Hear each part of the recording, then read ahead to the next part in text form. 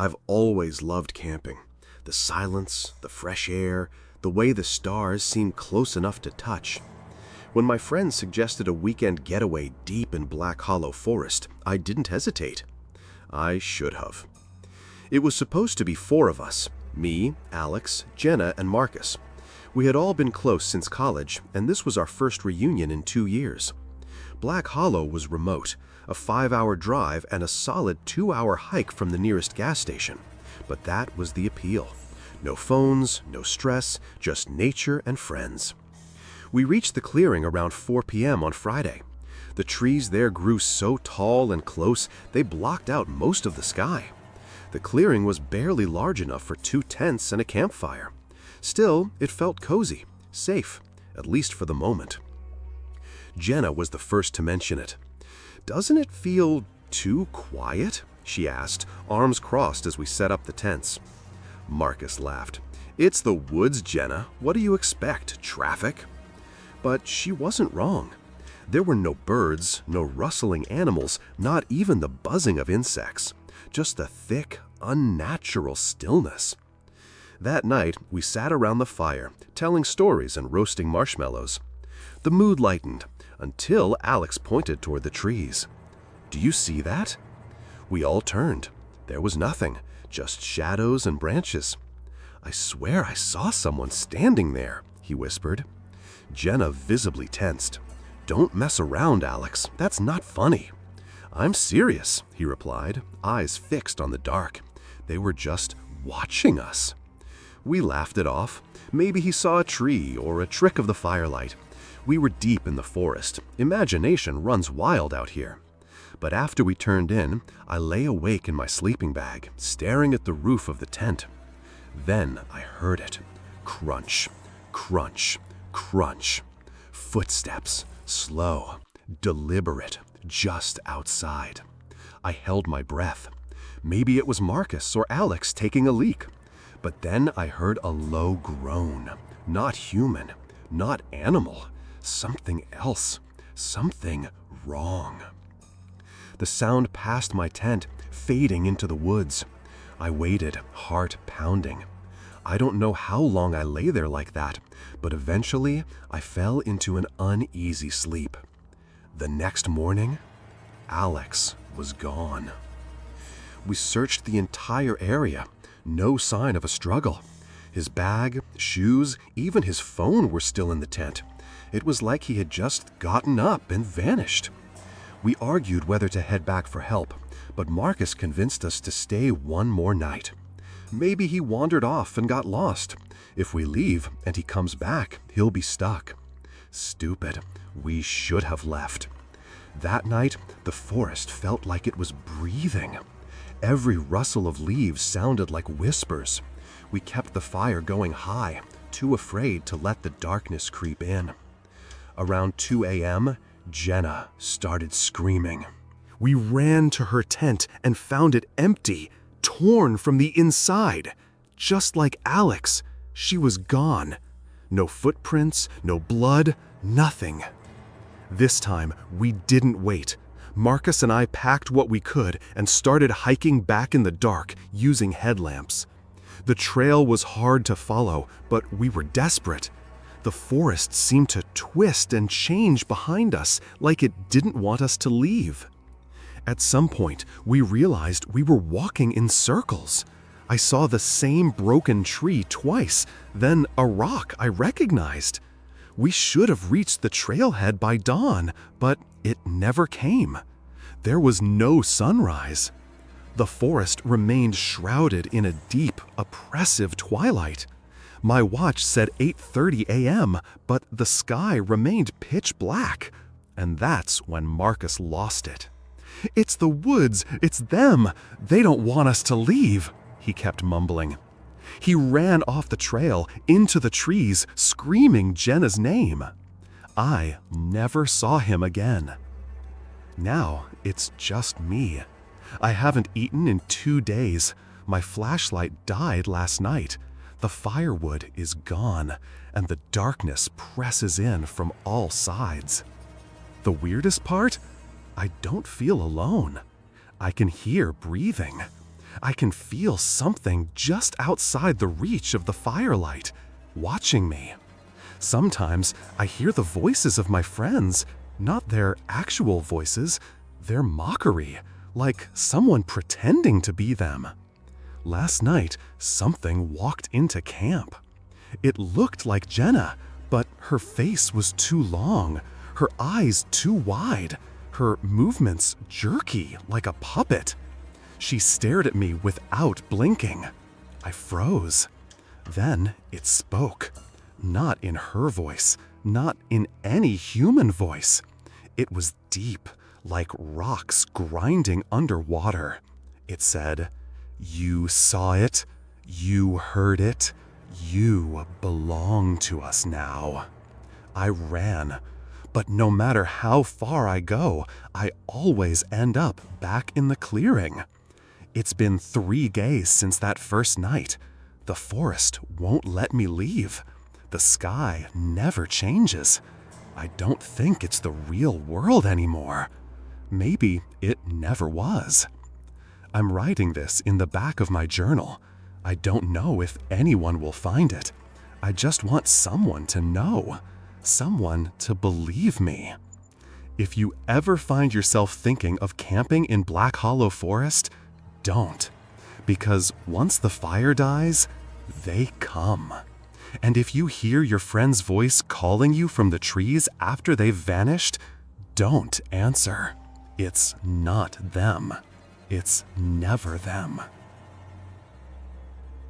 I needed an escape.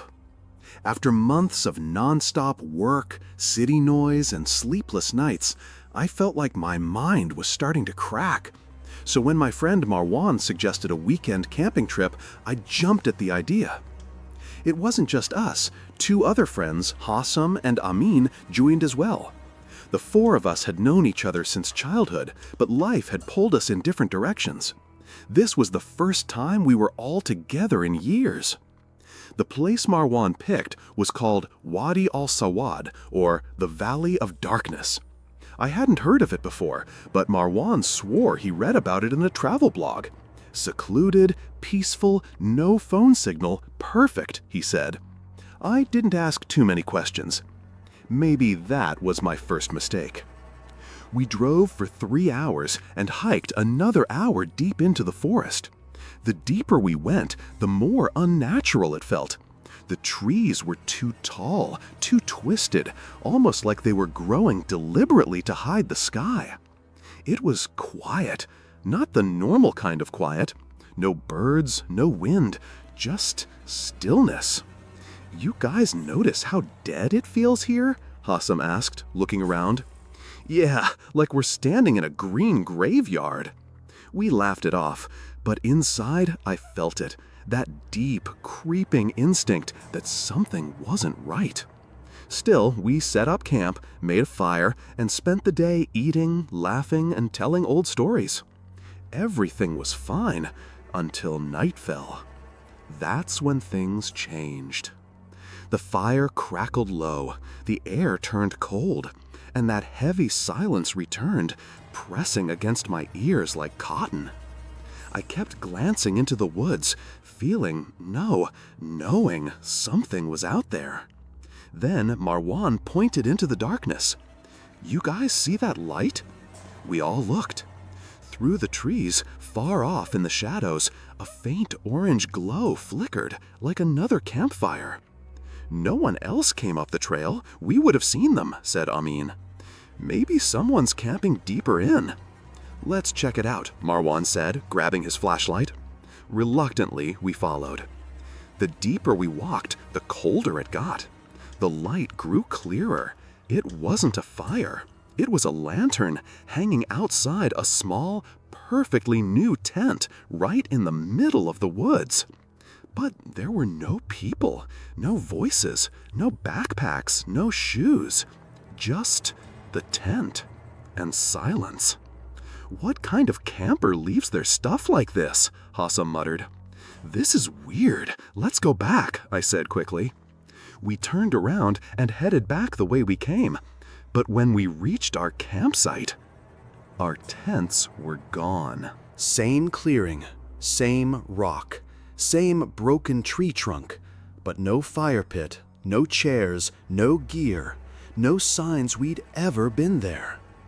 "What the hell is this?" whispered Amin. "We got turned around. That's not our spot," Marwan said, but even he didn't sound sure. "No," I said firmly. "I remember this place exactly. This is where we camped." A cold wind blew, and with it, whispers. Faint, like voices carried on the wind, but not in any language I recognized. We huddled together. Our phones had no signal. Our lights flickered as if the batteries were dying. We decided to wait until dawn, then find a way out. But dawn never came. Hours passed, yet the sky remained pitch black. No stars, no moon, just endless night. And then we heard footsteps. First soft, then heavier, like something moving around us, circling, watching. Suddenly, a small child stepped out from behind the trees, naked, covered in dark mud. His face was wrong. No eyebrows, no lips, and his eyes were completely black. No whites, no pupils, just endless void. He didn't speak. He just raised a hand and pointed behind us. We turned, and that same glowing tent was there again, the one we found earlier, right in the center of our original camp spot. "That wasn't there before," Hassam gasped. "Don't go near it," I whispered. But Marwan, stubborn as always, took a step toward it. "Maybe there's someone inside. Maybe they can help." "No!" we all shouted, but he was already unzipping the flap. He peeked inside, then froze. His face drained of color. We rushed forward, and inside, we saw ourselves. 4 bodies, lying in the tent, lifeless. Eyes open, mouths twisted in terror, wearing the exact clothes we wore. Our faces, our hair. We stumbled back in horror. "What is this?" Amin screamed. "Are we dead?" "No," I said, my voice shaking, "but something wants us to be." Then the forest came alive with sound, growls, whispers, screams, all from invisible throats. The trees swayed, though there was no wind, and shadowy figures began moving between the trunks, not walking, but gliding. We ran. Branches clawed at our faces, roots tried to trip us, but we didn't stop until the light of the mysterious tent had vanished behind us. We ran for what felt like hours, until we collapsed, breathless and broken. And just as suddenly as it started, the silence returned. A thin line of sunlight began to break through the trees. Morning had come. But we were in a different place. Not near any road, no trails, just endless forest. We eventually found our way out, days later, starving and delirious. A ranger found us wandering a mile from the edge of the forest. He looked confused when we told him where we camped.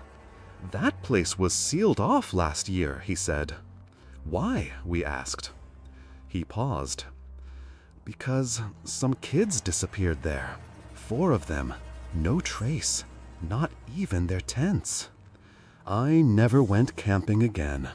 But sometimes, when I close my eyes, I still see that tent. Still glowing. Still waiting. I used to love camping. There's something pure about being surrounded by nothing but trees, fresh air, and a crackling fire. No phones, no internet, just the raw, untamed wild. So when my sister Lila invited me on a weekend camping trip with her and 2 of her friends, I said yes without hesitation. We drove to a place called Mist Hollow Forest, a place I'd never heard of before. Lila said it was untouched, off the grid, and totally magical. She wasn't wrong. The moment we arrived, I could see why it got that name. The trees were tall and old, and a thick fog rolled through the forest like it was alive, slithering between the trunks, curling around our legs. "Creepy," I muttered. Lila laughed. "It's just morning mist. It'll clear up." It didn't. By nightfall, the fog had thickened. It blanketed our tents and fire pit and made everything seem quieter, like the woods were muffling the sound on purpose. We ate our dinner in silence.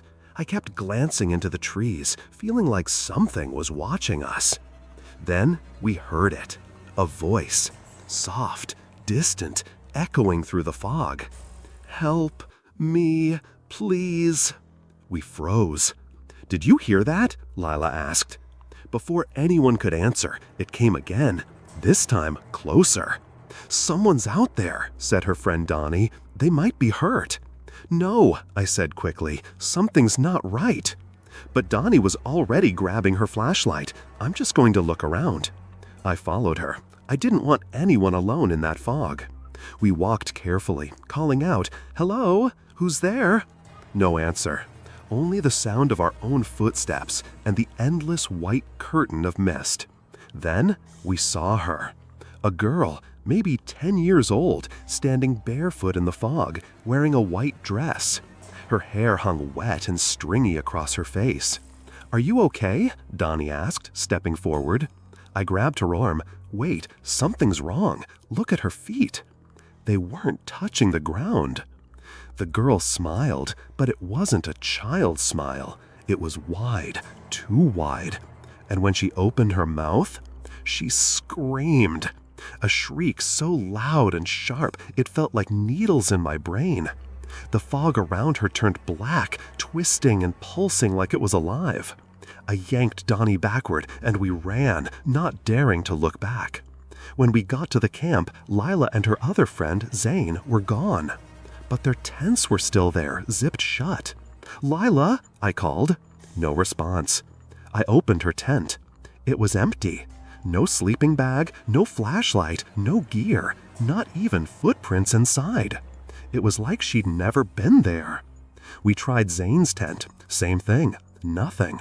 Not even a dent in the fabric. "Where the hell did they go?" Donnie whispered. Then we heard the voice again, but this time it was Lila's. "Help me, please." It was coming from every direction. Then Zane's voice. "I'm lost. Come find me. Come find me." They kept calling, overlapping, louder, closer. "No," I whispered, "that's not them." Donnie turned to me, her eyes wide. "What if it is? What if they're hurt?" "No one can talk like that," I said. "They're copying their voices." And then came the laughter. From deep in the fog, giggles, whispers, and footsteps. Too many footsteps. We grabbed our stuff and ran. The forest didn't feel real anymore. Trees moved, paths vanished. The fog changed shape around us. We ran in circles, shouting for help, but all we heard was our own voices shouting back from the fog, mocking us, twisting our words. "We're gonna die here," Danny cried. "No," I said, trying to stay calm. "We just need to keep moving. Fog doesn't last forever."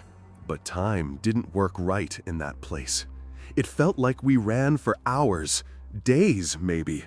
The sun never rose, the moon never moved. And then we stumbled onto something we hadn't seen before. A cabin. Old, rotten, half sunken into the ground, but the door was open, and a faint flickering light came from inside. "Anything's better than out here," Danny whispered. We stepped inside. It smelled of damp wood and rot. Candles flickered on the floor. Symbols had been scratched into the walls, spirals, eyes, and crooked stick figures.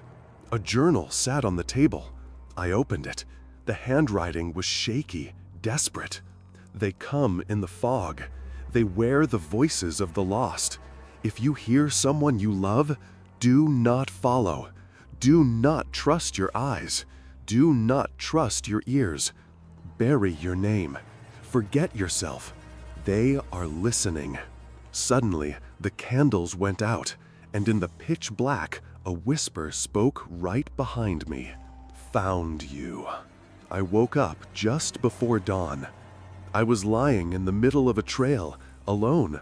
No fog, no tent, no Danny. Just the cold morning breeze and distant birdsong. I was found by hikers later that day. When I told them about the cabin, they said there was no structure in that forest. Never had been. They found no trace of Lila, or Danny, or Zane. Just my backpack, with the journal still inside. I don't go camping anymore. Sometimes, though, when I wake up at night, I hear Lila's voice outside my window. Help me, please. But I never open the door. I still remember the silence. Not the peaceful kind that comes with nature, but something deeper, wrong. Like the world itself had stopped breathing. It started when my best friend Mark found a hidden camping site on an old hiking forum. No name, no directions, just a set of GPS coordinates and the words, no sounds, no talking, no fire after dark. We laughed it off. Sounded like a dumb challenge someone posted to scare city kids. But Mark was obsessed with it. It'll be fun, he said. Off-grid, real horror vibes. We were 4. Me, Mark, my girlfriend Jenna, and our buddy Alex. We were all in our 20s, and honestly, a bit arrogant. We thought we were too smart to be scared. We were wrong. The trail took hours. The deeper we went, the quieter it became. No birds, no wind, just the crunch of our boots on dry leaves. When we reached the GPS point, the trees opened up to a small clearing. The sun was already dipping behind the hills, casting long shadows across the earth. That's when we noticed something odd. No animals, no insects, not even a single mosquito, and this was deep woods. Still, we set up camp. Tents, firewood, marshmallows, the usual. When it got dark, we lit a small fire. The warmth helped a little, but the silence was still there, pressing in on us like a heavy blanket. Then Jenna asked the question we were all avoiding. Why did that post say, no fire after dark? Mark shrugged. It's just a stupid rumor, a ghost story. But even he sounded unsure. At exactly 9 p.m., the wind picked up. It wasn't natural wind. It didn't rustle the leaves or sway the branches. It was cold and direct, like it was blowing straight through our bones. Then the forest made a noise for the first time since we arrived. A whistle. High, shrill, repeating. It came from beyond the trees, not far, like someone was mimicking a bird call. Badly. We froze. Mark grabbed a flashlight. Probably someone messing with us. He took a step toward the woods. Don't, I said, grabbing his arm. But it was too late. He vanished into the trees. The whistling stopped. We waited, called out. Nothing. Then, the forest responded. We heard our own voices calling his name, echoed back to us, slightly twisted, like something was practicing how to sound human. Jenna started crying. Alex whispered, "We need to leave now." But the forest had other plans. When we tried to find the trail, it was gone. The trees weren't the same. They had moved. I swear to God, they weren't where they'd been before. It was like the forest had closed its hand around us. We ran for hours. No direction, just away. At some point, we found a wooden cabin. Old, rotten, half collapsed, not on any map. There was a strange symbol carved into the door, a circle with an eye inside and lines radiating like claws. We had no choice. We went in. Inside, it was freezing. The air smelled of burnt wood and something metallic, like old blood. A journal sat on the floor, open to the last page. It read, "Don't whistle back. Don't speak after sunset. It hears your voice and learns it. If you see yourself in the trees, run. It is not you." I looked up. There, in the doorway, stood Mark. But something was wrong. His head was tilted too far.